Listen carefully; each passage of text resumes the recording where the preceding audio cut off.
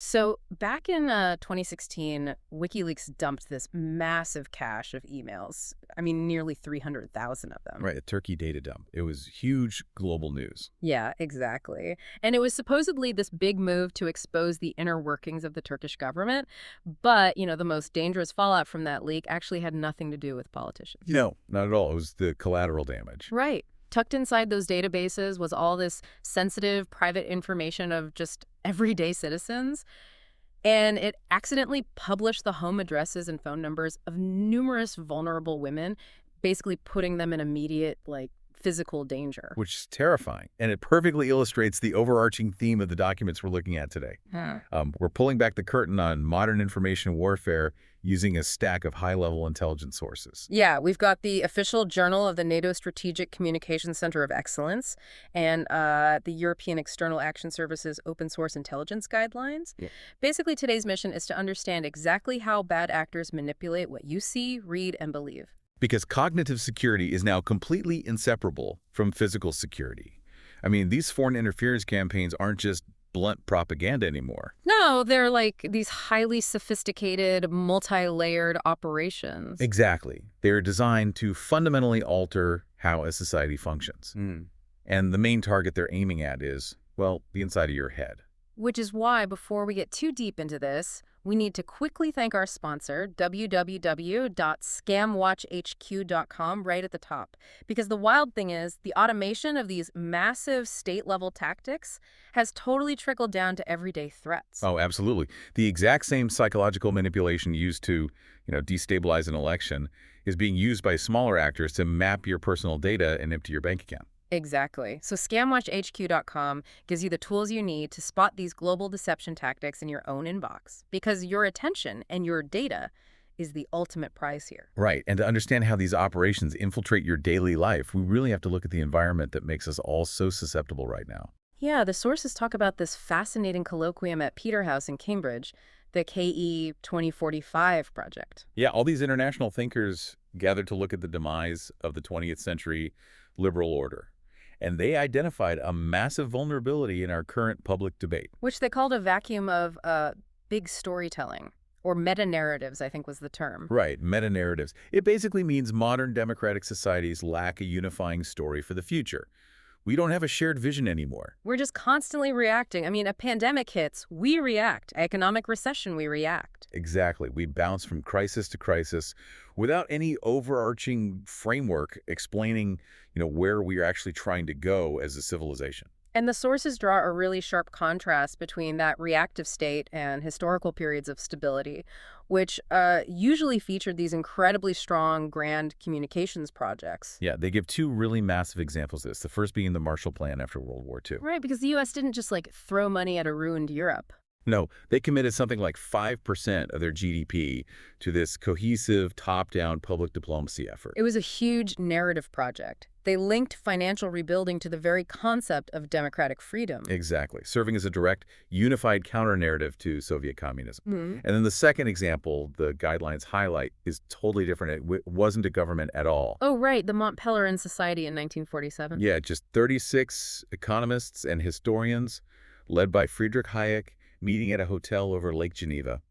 They were terrified by the rise of totalitarianism. So they basically built a new intellectual framework from scratch. Through a totally bottom-up approach. Yeah. Publishing papers, influencing universities, building think tanks over decades. And they successfully shaped the entire neoliberal economic narrative. By inextricably connecting market freedoms to individual freedoms. And that one idea dominated global discourse for a half-century. But, I have to stop and push back on this premise for a second. Because when we talk about a government pushing a grand narrative, like the Marshall Plan, or a tiny room of 36 economists deciding what freedom looks like for the entire globe, how is that not just soft authoritarianism? That's a fair question. Who gets to decide what the grand story is? Calling it strategic communication feels like a really polite, sanitized phrase for state propaganda. It is a critical distinction, and the NATO Stratcom guidelines specifically address this exact line. The difference really lies in the mechanism of adoption and the intent. Okay, how so? Well, propaganda or brainwashing relies on coercion, right? Right. It uses deception and the suppression of opposing viewpoints to consolidate power for a regime. Right, you don't have a choice but to believe it, or at least pretend to. Exactly. But strategic communication, in a democratic context, is transparent. It's an offering. It provides a legitimate vision that a society can choose to embrace because it aligns with their actual aspirations. Like securing human dignity, especially as we move into this weird, automated, AI-driven future. Yes. The argument is that coercion forces a narrative, while legitimate strategic communication negotiates a consensus. It has to survive the friction of a free press. But right now, democratic governments are completely paralyzed by that friction. They're leaving a void. And hostile actors don't just wander into that void. They have a highly structured method for infiltrating it. Which brings us to the actual mechanics of this stuff. I mean, I still hear politicians screaming about fake news every single day. Constantly. But according to these intelligence guidelines, that term is completely obsolete. Why did the intelligence community abandon fake news? Because it's utterly useless as a diagnostic tool. It focuses entirely on whether a specific headline is factually true or false, which completely misses the actual threat behavior. Right, so they break it down into 3 actionable categories instead. Exactly. First, you have misinformation. This is false information, but the person sharing it doesn't know it's false. Like an uncle sharing a bogus health article on Facebook because he genuinely thinks he's being helpful. The intent is benign, even if it's damaging. Right. Which is the exact opposite of the second category, disinformation. That's the malicious one. Yes, false information manufactured and shared intentionally to cause harm, manipulate an election, or just generate profit. And then the third category is malinformation. Which perfectly describes the WikiLeaks example we started this deep dive with. Exactly. Malinformation is information that is completely true, but it is weaponized and released with malicious intent. Like doxing a private citizen or leaking sensitive internal emails totally out of context. The facts are accurate, but the deployment itself is a hostile act. And to capture all this complexity, the intelligence community uses the umbrella term FIMI. Foreign information manipulation and interference. Right. And what really stands out in the EDS guidelines is how analysts actually track FIMI. They don't focus on the content itself. They focus on the behavior. Yeah, they use that ABCBE framework, right? Actors, behaviors, content, degree, and effect. Yes. And the crucial insight here is that the first 2 actors and behaviors are where you actually catch the perpetrators. Because if you try to fact-check every piece of content on the internet, you'll just lose. The volume is impossible. Completely impossible. But if you look at the behaviors, like are 10,000 newly created accounts all posting the exact same misspelled phrase at 3:14 a.m. Are they sharing the exact same server infrastructure? Exactly. That behavioral footprint is undeniable. I mean, calling these massive operations fake news really is like calling a highly coordinated, armed bank heist an unauthorized withdrawal. That is a great way to put it. It completely minimizes the coordination. And to map out that coordination, analysts borrowed a concept straight from cybersecurity. The kill chain. Right. In cybersecurity, a kill chain is the step-by-step process a hacker uses to breach a system. If you break any single link in that chain, you stop the attack. And information warfare uses the same model, the SPCE framework. These aren't just random trolls posting angry memes. It's a methodical industrial process. Let's look at the very first step in that disinformation kill chain, in placing sensors. Which sounds super technical. I mean, this isn't just looking at what's trending on Twitter, right? How does a foreign actor actually emplace a sensor? It basically means deploying automated tools to scrape hyperlocal digital spaces. Imagine a hostile intelligence service monitoring, like a local Facebook group for a small town in Ohio. They aren't looking for national politics. No, they're looking for local friction. Maybe the town is bitterly divided over a new zoning law or, a school curriculum change. So they use sentiment analysis to find that specific tiny crack in the community. They measure the anger. They haven't posted a single piece of disinformation yet. They're literally just mapping the emotional vulnerabilities of that target audience. And the sources note that over half of the 70 countries currently conducting social media manipulation have permanent monitoring capabilities like this, running 247. That is wild. It is. They find the crack, and then they pour gasoline on it. They launch the campaign, amplify the outrage, pit the community against itself. And then, if we jump to the very end of the kill chain, there is this crucial step called removing evidence. Right. Once the narrative has taken on a life of its own and real organic users are doing the fighting for them, the foreign actor, quietly packs up. They delete the initial bot accounts, they scrub the fake domains. They erase their digital fingerprints completely. They remove the evidence so investigators can't attribute the campaign back to their government. The level of automation here is just staggering. And honestly, this is a really good moment to remind you, the listener, that you don't have to be a nation state to buy these tools anymore. No, not at all. Everyday scammers use the exact same automated kill chain to monitor your digital footprint, find your vulnerabilities, launch an attack, and disappear. Which is why utilizing resources like www.myprivacy.blog is absolutely essential. You really have to disrupt the kill chain early at that sensor phase by limiting what these bad actors can even scrape about your life. Right. But, it's really easy for us to discuss frameworks and kill chains as these abstract geopolitical theories. Yeah, but these campaigns require a human target to actually function. Exactly. And increasingly, those targets aren't abstract institutions like a central bank. They are vulnerable individuals. The weapon being used is the target's very identity. The guidelines dedicate a lot of space to this. It's called identity-based disinformation, or IBD. Right. And just to be clear for you listening, we're not taking any political sides here. We're just impartially reporting the specific case studies these intelligence guidelines highlight to explain the tactics. Absolutely. So identity-based disinformation involves intentional, highly coordinated attacks targeting someone's gender, sexual orientation, race, or ethnicity. It shifts the battlefield from a debate over policy to deeply personal systemic harassment. And the sources provide very specific documented examples. One instance involved a doctored photo of U.S. Congresswoman Ilhan Omar, which was circulated widely online. Yeah, they altered the image to show her without a hijab. And the intelligence guidelines explicitly point out that digitally removing a Muslim woman's hijab equates to nudification. Yes, it is a profound visual violation engineered solely to fuel targeted harassment. And we saw another major instance during the Paris Olympics. We did. A highly coordinated hoax was amplified across multiple platforms and underground Telegram channels, falsely claiming that Mike Tyson wanted to fight Algerian boxer Iman Khalif. And the entire purpose of manufacturing that completely bizarre narrative was just to falsely imply she was not a woman, exploiting her identity to generate massive global outrage. This tactic is also used to directly undermine heads of state. The reports detail how Russian actors spread intense gender-based disinformation campaigns against Moldovan President Maya Sandu. Because the goal wasn't just to critique her policies, but to use her gender to undermine her pro-Western leadership and her push for EU membership. Exactly. And this brings us full circle back to your opening example about the WikiLeaks data dump in Turkey. Right, the mass doxing of those women's addresses. It's a prime example of how data leaks, even when they're framed as political transparency, often result in disproportionate, severe physical risks for marginalized identities. But looking at this strategically, a question really comes to mind. If a foreign intelligence service wants to influence an election, why dedicate millions of dollars to attacking a single politician's gender or a boxer's identity? Right. Why not just attack the economy? Yeah. Why not flood the internet with attacks on their tax policy or foreign policy record? Because identity-based disinformation is a shortcut to polarization.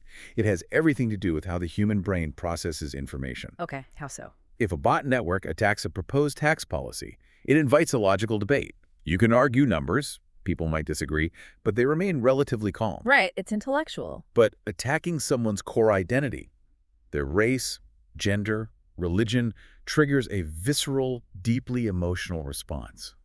It entirely bypasses the logical reasoning centers of the brain. So the goal isn't actually to win an argument.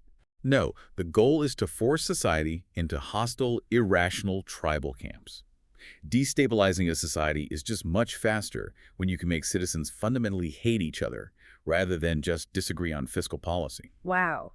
It literally weaponizes human psychology against itself. So if democracies are facing this highly industrialized, psychologically targeted threat, how do they actually defend themselves without destroying the freedom of speech they're supposed to protect? The defender community relies heavily on OSINT, open source intelligence. Right, investigators using publicly available data to hunt down the architects of these campaigns.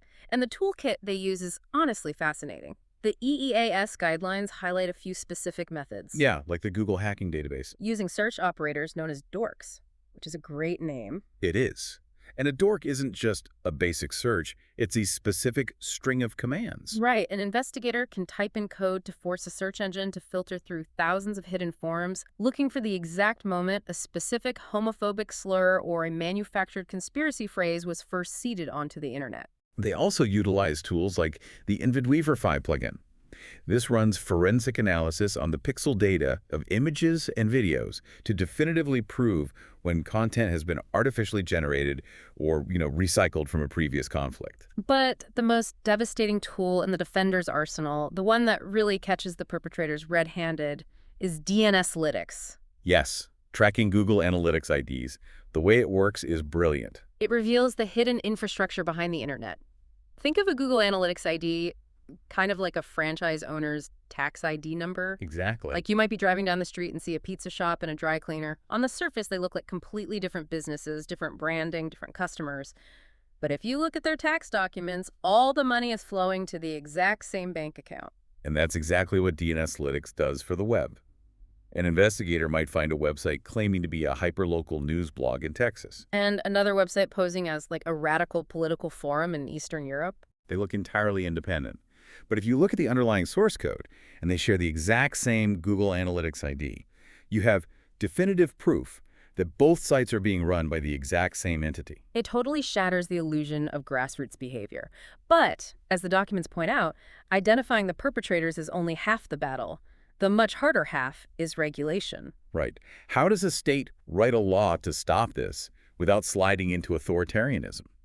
The sources outline a pretty stark contrast in approaches. On one extreme, you have China, which is just blunt force. Yes, they passed incredibly broad, vague laws criminalizing the dissemination of anything the state deems fake news.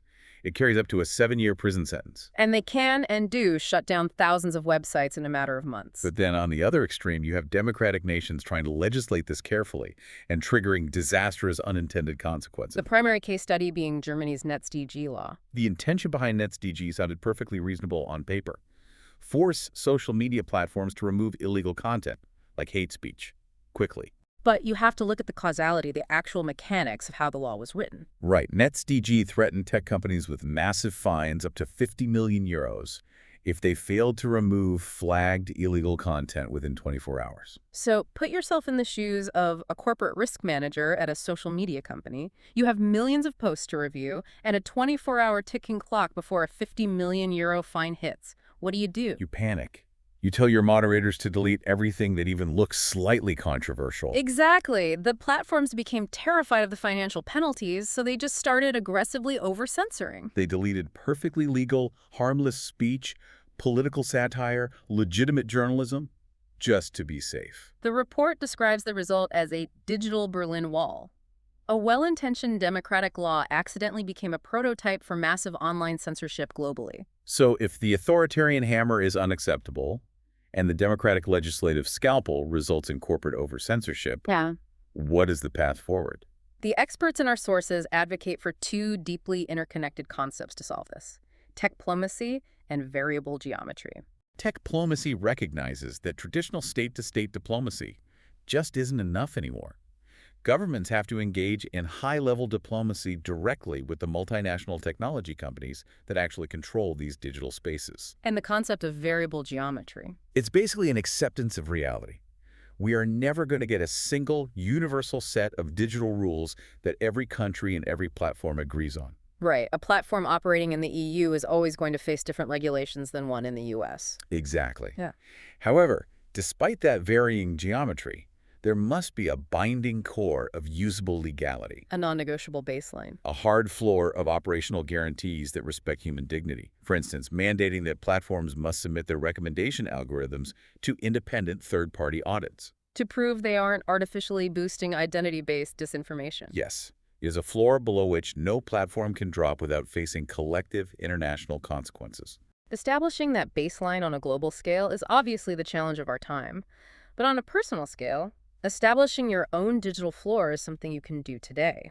Absolutely. Which is why we want to give one final shout out to www.myprivacy.blog and www.scamwatchhq.com. Because while OSINT investigators are hunting state actors, these resources give you the exact tools you need to secure your own data. Ensuring your personal identity isn't scraped and used as the raw material for the next manipulation campaign. So looking at the entirety of these intelligence documents, Mm. what is the ultimate takeaway here? Let's sort of synthesize the ground we've covered. Well, we started by examining the massive philosophical vacuum of our era, the loss of a grand unifying narrative, and the failure of democracies to communicate a vision for the future. Right. And we broke down how hostile actors have rushed into that void, upgrading from, simplistic fake news to utilizing the highly automated kill chain of FIMI. We saw the visceral human cost of those mechanics through identity-based disinformation, exploring how the weaponization of gender and race is used to bypass human logic and artificially engineer societal polarization. And finally, we looked at the defense. We saw how OSINT investigators track hidden analytics IDs to expose coordinated networks, and how concepts like techplomacy aim to hold platforms accountable without sacrificing free speech. But throughout all of these frameworks, the central component, the ultimate target, is what the documents call the interpreter. And that interpreter is you, your clicks, your anger, your attention. They are spending billions of dollars to hack the interpreter. Which really brings us to a final, provocative thought to leave you with. We've spent this time discussing the tools currently used to detect inauthentic behavior. Right, tracking BAP posting times, analyzing network structures, finding shared analytics IDs. But AI and deepfake technology are advancing at an exponential rate. We are rapidly approaching a horizon where machines can perfectly simulate human emotion, linguistic quirks, and organic, messy social movements. And when a state-sponsored bot farm no longer acts like a coordinated bot farm, but behaves exactly like a million flawed, passionate, independent human beings. How will OSINT investigators, or you, the listener, be able to distinguish between a genuine grassroots political movement and a purely synthetic, algorithmically generated society? When the behavior itself is indistinguishable from reality, the ABCDE framework fundamentally breaks down. It really is the defining cognitive security question for the next decade. The battlefield of the mind has no trenches, but the fight for your attention is only going to get more complex. Keep your head on a swivel, interrogate your sources, and protect your digital footprint. Thank you for joining us on this deep dive.